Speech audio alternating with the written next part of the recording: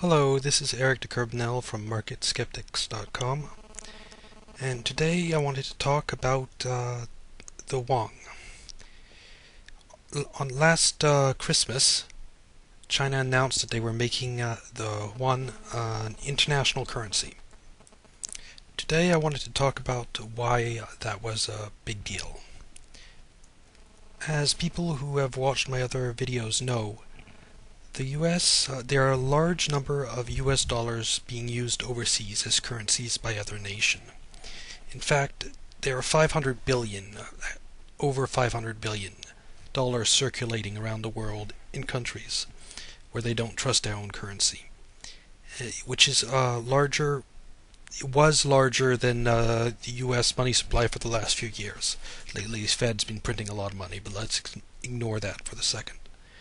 China, on the other hand, has all these capital controls which prevent money from going in or out of the country.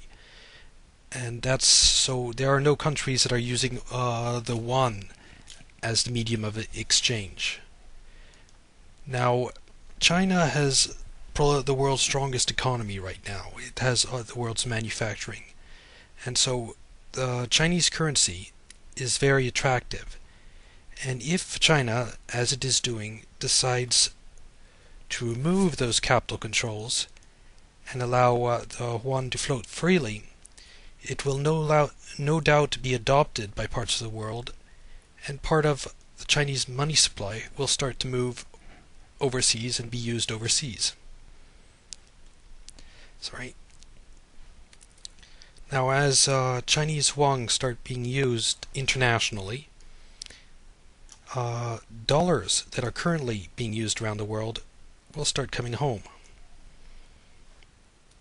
This also shows why China should be in favor of this, and why the US should be very worried. As this example shows, since these billions of yuan are going to be moving overseas, China can then print more yuan without increasing the money supply. Or in another case, if China starts experiencing high levels of inflation, it can solve that the same way. If it starts experiencing a high level of inflation, it can actively encourage the use of yuan overseas and use that to shrink its money supply. US, in the meantime, is going to be the big loser out of all this, because as these dollars come back from overseas, in order to prevent the money supply from money in circulation, dollar bills in circulation, from doubling, the Fed will have to start selling billions of treasuries and other assets on its balance sheet. Now, since the assets on the Fed's balance sheet are either toxic waste or treasuries, which the Fed doesn't want to put pressure on right now, these dollars coming back from overseas, the Fed won't be able to do anything to offset, to sterilize them. But that's not all. This is the estimated ownership of all US treasuries, and here is the important number to look at, which is 28% of treasuries are owned by overseas investors, mostly central banks. Now, I don't have a graph for China, but I can already tell you what it would look like. The foreign ownership of Chinese national debt would be non-existent. And so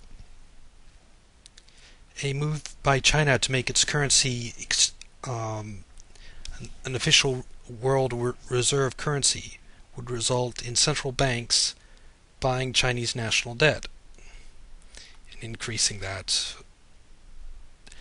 Well, that doesn't make it clear. But anyway, on the other hand, the US, part of the foreign holdings of US treasuries would be sold off in order to shift reserves into yuan. So that would put further downward pressure on treasuries and the dollar as pretty much all central banks, if they had the option, would diversify some of their holdings into yuan. So this shifting of foreign reserves by countries around the world from U.S. treasuries to Chinese national debt would raise interest rates here in the States and lower them in China, thereby stimulating growth there and domestic demand, and hurting demand in the United States. And those are the reasons why China deciding to make its currency an international reserve currency would be a very bad thing for the U.S.